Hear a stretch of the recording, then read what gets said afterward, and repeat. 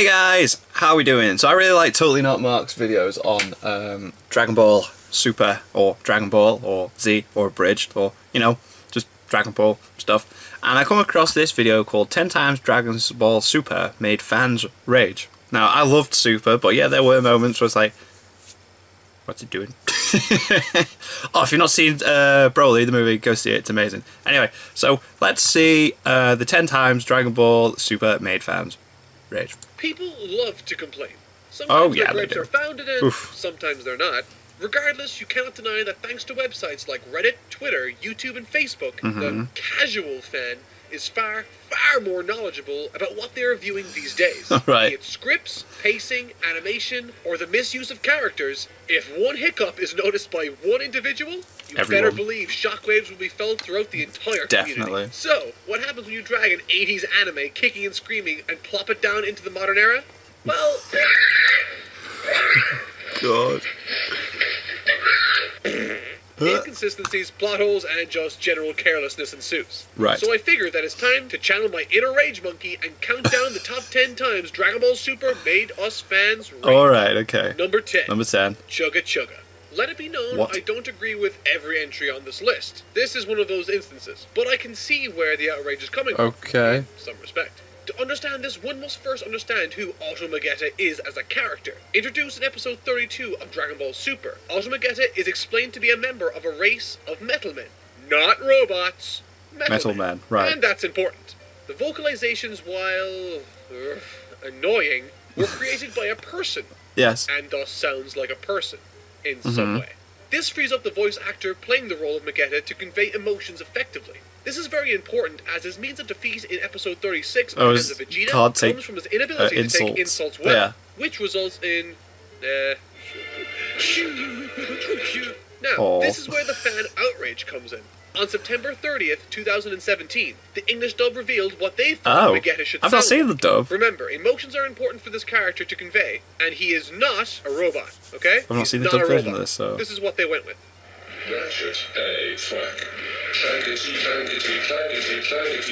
No! Sounds like a not robot to me.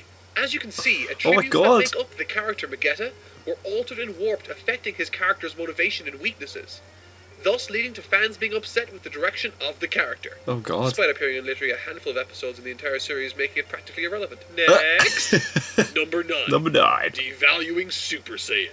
This one, I think, has legs. If you were to ask any person who watched Dragon Ball Z back in the day to recall a specific moment or instance, when Goku went Super Saiyan, they'll mention a Super Saiyan transformation of some description. This is because once the series reached the climax of the Frieza fight with Goku, Akira Toriyama made damn sure everyone knew how badass, awesome, and most importantly, how difficult it was to earn that Super Saiyan state. And it was a story Universe 6 just went, ooh, tingly back. Lost the time entirely. No one had achieved the legendary Super Saiyan form in over 1,000 years. It took Goku, a Saiyan raised under extremely unusual circumstances, placed in a situation he needed to survive and protect his loved ones, against the then Overlord of the Universe, Frieza. Everyone remembers that scene, and everyone remembers how it began with the death of Goku's longtime friend Krillin too. Gohan, Vegeta, Trunks, even when Trunks in the future first-time transformations, except for Goten and them. But Goten sucks anyway. Kale and Caulifla are introduced late into Dragon Ball Super. Because Kaba had been established as being the first Saiyan to achieve the state, naturally Caulifla and Kale have no idea what the transformation is either.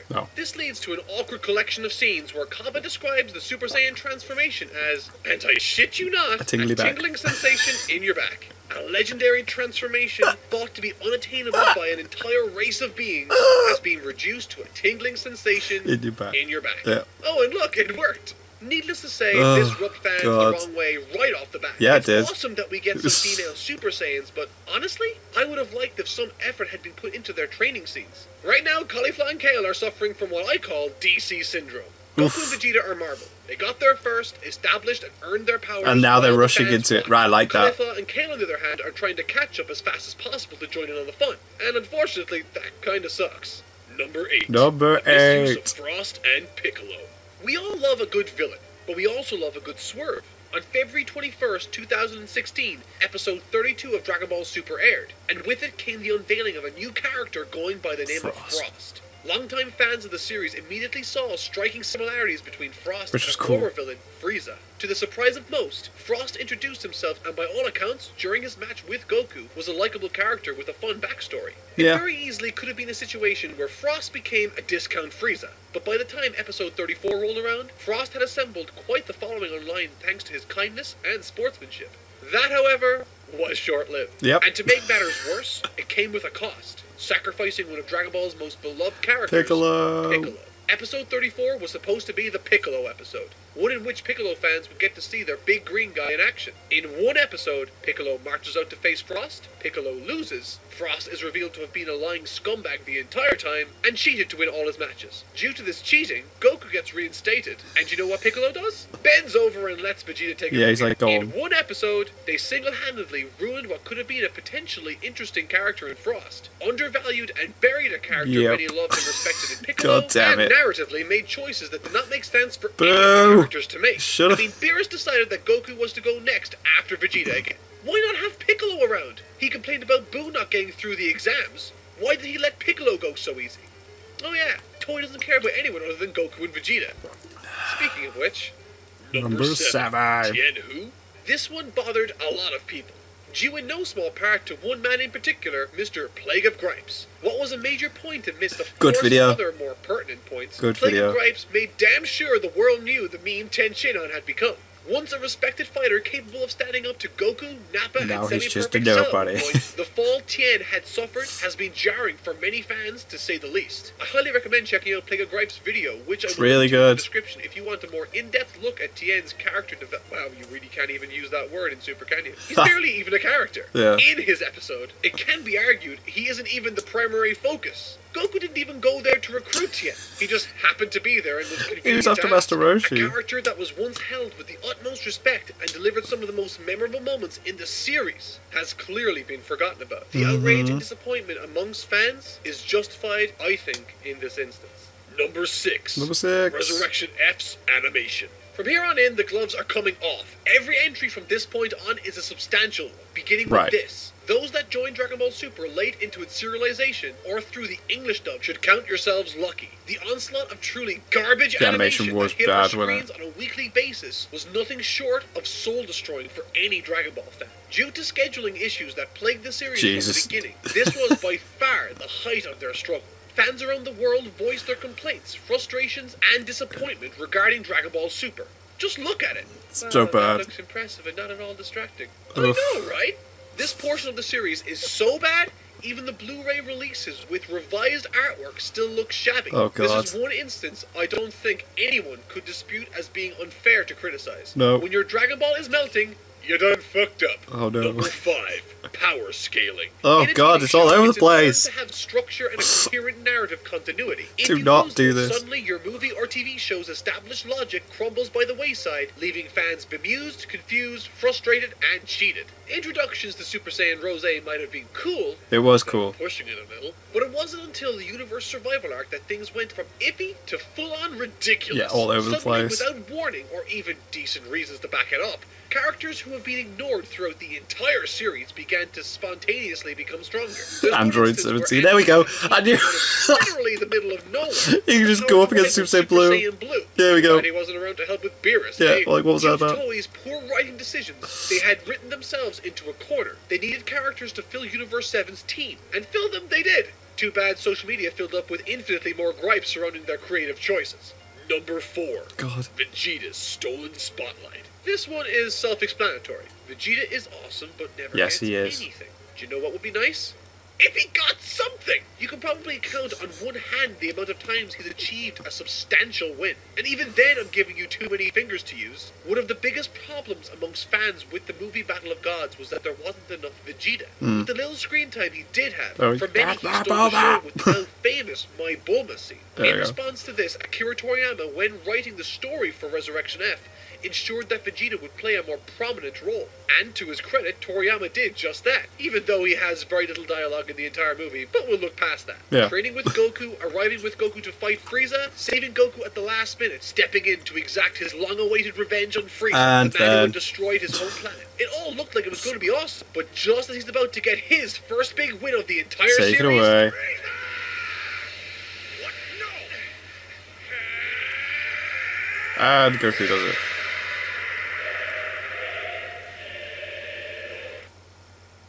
Like, come on. Really? God damn it, Goku. Okay. Naturally, justifiably, and rightfully, fans in their droves complained and voiced their frustrations around the scene. Did we really need another Goku victory? Vegeta later gets the one-punch Frost from the tournament, but that was too little, too late. Yeah. Number 3. Future Trunks arc ending. This one. Ooh boy, this one. Oh dear. This is the one I think that bothered me personally the most. After 2 dreadful arcs recanting the movie's plots for 27 episodes, when the Future Trunks arc arrived, there was excitement in the air. I loved it. It Gave a sense of everything's going to be all right now. The animation is solid, the story is compelling, and the characters are lovable and fun. And then, it happened.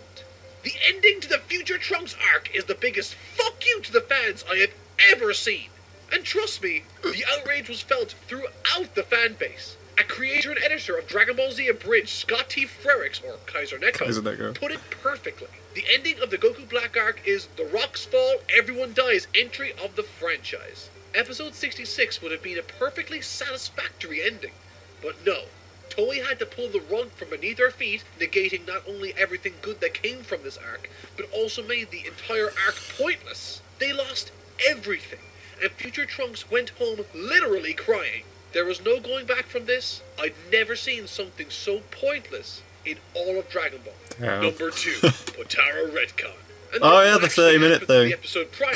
Well, the Future Trunks arc, as fun as it was, it had so many damn problems figuring out how to finish its story. Yep. In Dragon Ball Z, we are told that there are 2 means of fusion. Through fusion dance, yielding a fusion of around 30 minutes, a temporary fusion, or And the Potara Potara, fusion, which is permanent. using the earrings of the Supreme Kai. Meant to be, The anyway. fusion was said to be permanent. This added gravity to the fusion, knowing that they wouldn't be going back to normal once its effects had taken hold. It was later explained in Dragon Ball Z that Vegeta unfused due to the magic inside Majin Buu. In Dragon Ball Super, they simply say it lasts for 1 hour if you're not a Kai. This is lazy writing 101, and believe you me, the fans let them know about it. It was nice to see Vegeta again, but now that the conditions around the fusion had changed, it not only felt cheap, but it also made less sense that Vegeta would be hesitant to fuse with Goku, which he was for some reason.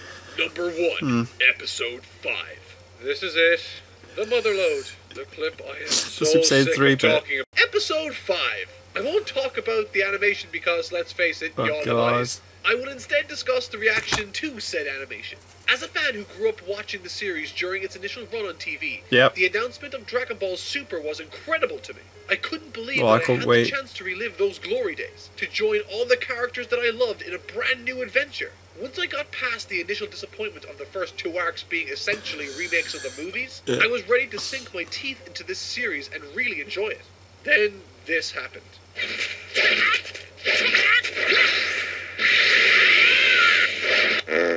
Inside my head were so many conflicting emotions.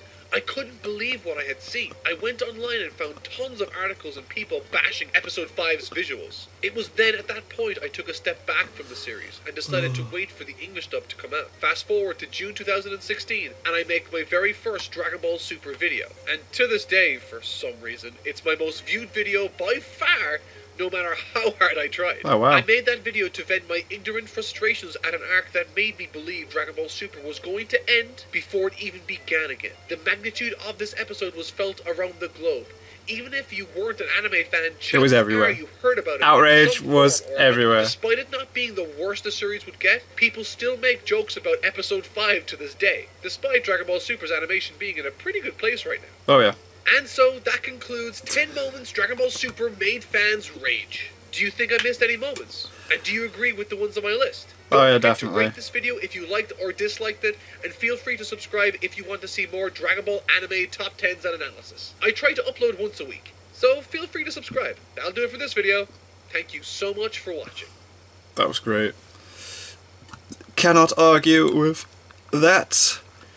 Me and my housemate, we watched it like every week as it came out, and then we'd have moments where we're like, so how come 17 can fight Goku now? Or,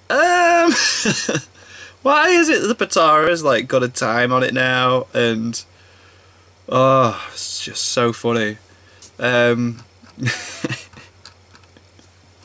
God damn. But yeah, if you've not seen the Broly movie, Dragon Ball Super Broly, I highly recommend it. The animation's amazing. There's CGI bits in parts, but aren't very noticeable unless you're really looking for them. Music's great. The fight scenes are class. And, you get some really good backstory on some characters from Z, which is cool as well. Anyway, thank you guys very much for watching. What did you guys think of that? What did you guys think of this? Click like, subscribe if you haven't already. Leave comments down below, let me know what you want to discuss in future videos, and I'll see you guys, all you guys, next time. Bye.